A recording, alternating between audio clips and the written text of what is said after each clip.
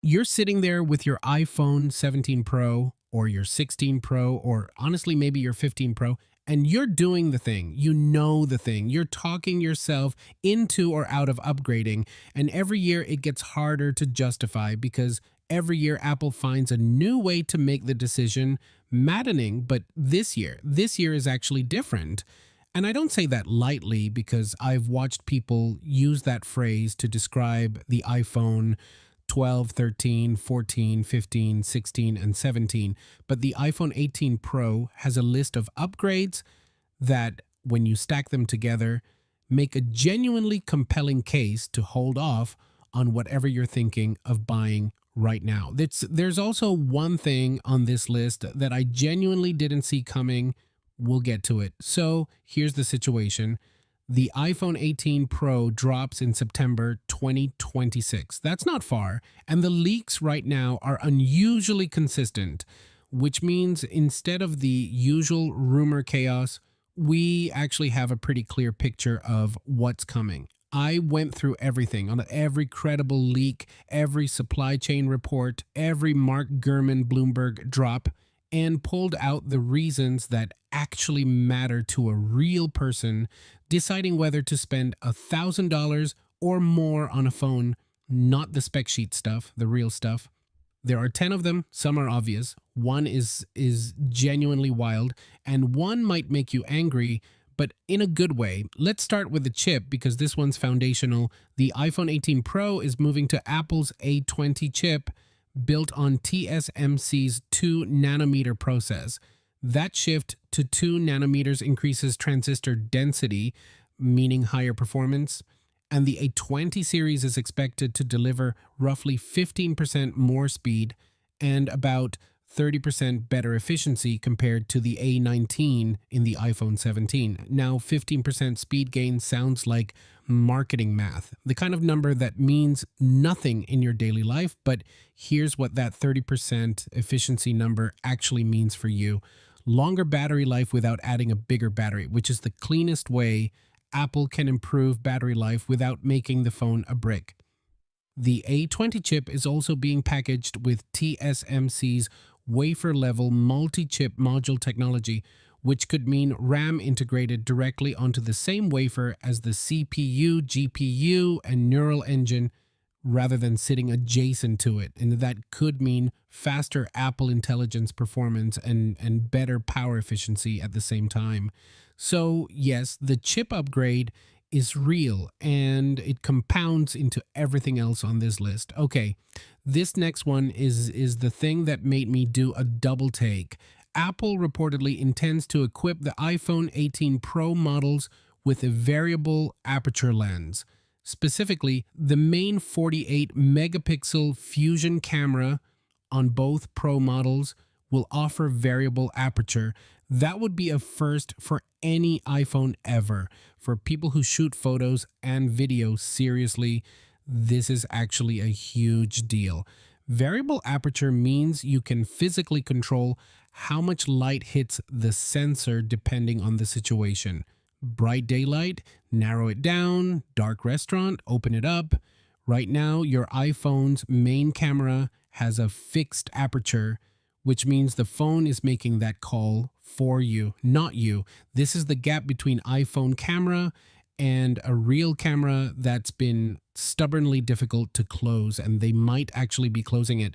Speaking of cameras, Samsung is reportedly working on a new 3-layer stacked image sensor for the iPhone 18, referred to as PD-TR-Logic.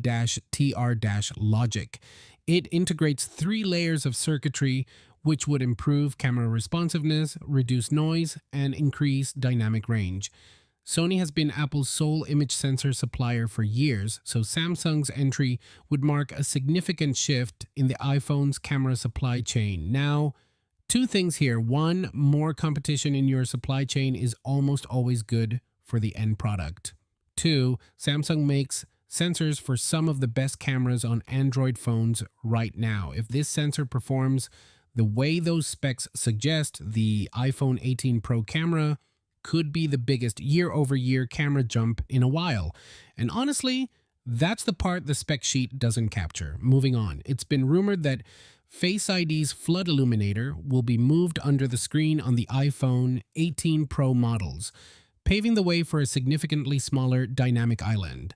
The most likely scenario, based on leaker consensus, is a smaller pill cutout for the camera remaining in a central position, with some components of Face ID actually underneath the glass. So full under display Face ID isn't here yet, but the dynamic island gets meaningfully smaller, and we take another step toward the inevitable all-screen iPhone, which is either exciting or irrelevant to you, depending on how much you actually use the dynamic island. I use it maybe twice a week, so for me, smaller is better.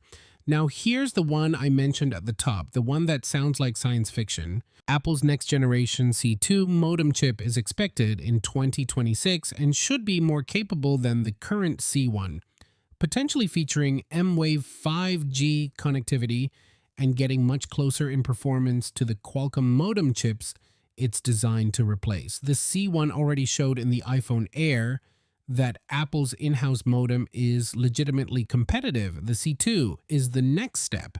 Better connectivity, better power management, deeper integration with the A20 chip. But here's the part. The C2 modem could add support for 5G satellite connectivity. This would potentially allow the iPhone 18 Pro models to offer full internet access over satellite, not just emergency SOS, actual internet, supplementing 5G networks for increased coverage when standard networks are unavailable. Apple is reportedly planning to allow third-party apps to access the satellite connection, and Apple Maps and the Photos app could work over satellite. Let me put that plainly. Your iPhone connecting to the internet via satellite with your actual apps in places where there's zero cell service. That's not a gimmick, that's infrastructure. The iPhone 18 Pro is also expected to get LTPO Plus displays, which are more power efficient and could contribute to longer battery life. Combined with the A20's efficiency gains, you're potentially looking at the most battery efficient Pro iPhone Apple has ever made. I can't give you a specific number because nobody's tested it yet. And anyone who tells you they know the battery life right now is guessing. But the ingredients are pointing in the right direction. Here's a smaller one that's a little funny when you think about it. Apple is reportedly simplifying the camera control buttons design on iPhone 18 models. The current camera control uses both capacitive and pressure sensors under a sapphire crystal surface. But Apple will reportedly remove the capacitive sensing layer and retain only pressure sensing on the iPhone 18. The simplified version isn't about reducing functionality, it's about saving money. The current solution is apparently very expensive for Apple and is generating costly after-sales repairs. So Apple built something expensive, realized it was breaking things, and then figured out how to make it cheaper and more reliable. That's either good engineering or embarrassing engineering, depending on your perspective. Either way, the button should work better and be less likely to ghost on you 6 months in. Design-wise, the iPhone 18 Pro is expected to largely retain the same silhouette as the 17 Pro, same raised plateau on the back, same 3-lens triangle arrangement, but the iPhone 18 Pro models could drop the current two-tone look of the rear casing from the 17 Pro in favor of a more seamless aesthetic, which if you saw the 17 Pro in certain colors, you know that two-tone was a choice. In February 2026, Bloomberg's Mark Gurman reported Apple is testing a deep red finish for the iPhone 18 Pro and Pro Max.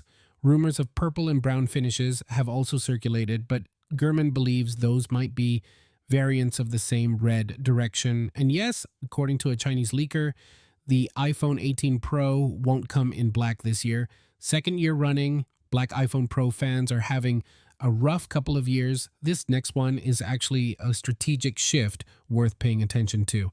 Apple is reportedly planning a major change to its iPhone release cycle, adopting a 2-phase rollout starting with the iPhone 18 series. The iPhone 18 Pro, iPhone 18 Pro Max, and iPhone Fold will be released in September 2026, followed by the iPhone 18 and iPhone 18e in spring 2027. This means all the new iPhones dropping in September 2026 will have price tags of $999 or more. What this tells you, Apple is going all in on the premium end this fall. The Pro lineup gets the spotlight, the full marketing push, the holiday window. If you're going to buy a Pro iPhone, this is the year they want you to do it, and the year they'll be making sure it counts. And last one, all iPhone 18 models could include a 24 megapixel front-facing camera, up from 18 megapixels. For most of you watching this, that means better selfies, better FaceTime quality, and for anyone shooting content on their phone, a front camera that finally feels like it belongs on $1,000 device. And the selfie camera is almost always the forgotten spec, not this year. So here's where I land. If you're on an iPhone 15 Pro or older, and you've been holding out, the iPhone 18 Pro is shaping up to be the most compelling reason to upgrade in at least 2 years. Variable aperture camera, 2nm chip, potentially full 5G satellite internet, smaller dynamic island, better sensor, cleaner design. That's not a spec sheet of marginal improvements. That's a fundamentally better phone. If you just bought a 17 Pro, you're fine, stay put. The 18 is not worth a loss on a year-old device. And if you're deciding between waiting for the 18 Pro and grabbing the 17 Pro right now, wait, you're 5 months away. The delta is too significant to ignore.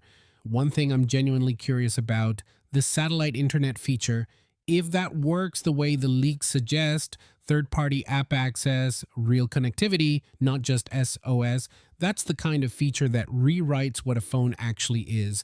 Not in a marketing way, in a practical, I can use my phone anywhere on earth way. I want to know if you would actually use that. Drop it in the comments. Serious question. See you next one. Peace.